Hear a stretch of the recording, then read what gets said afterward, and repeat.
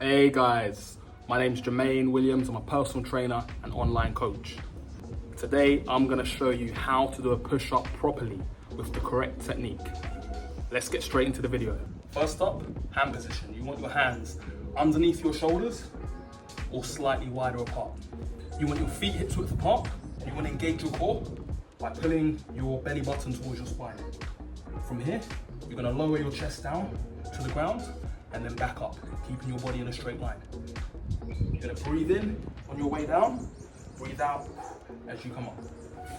On your way down, you're breathing in through your nose and then out through your mouth as you push up, right side. Breathe in, breathe out.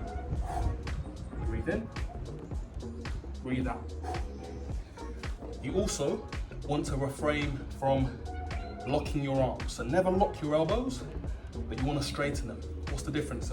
When you straighten your arms, you should still be able to bend your elbows a little bit. When you fully lock your arms, you're placing a lot of stress on your elbow joint.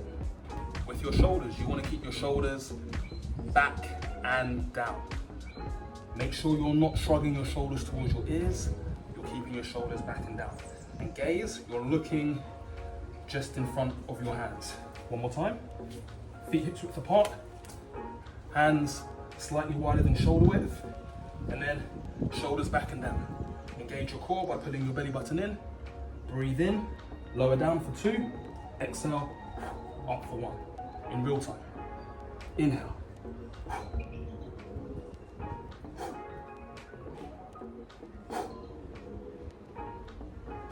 And then when you finish, 1 knee down at a time. And that's how you perform a push-up with the correct technique. Guys, remember to like and subscribe to my channel for more videos like this.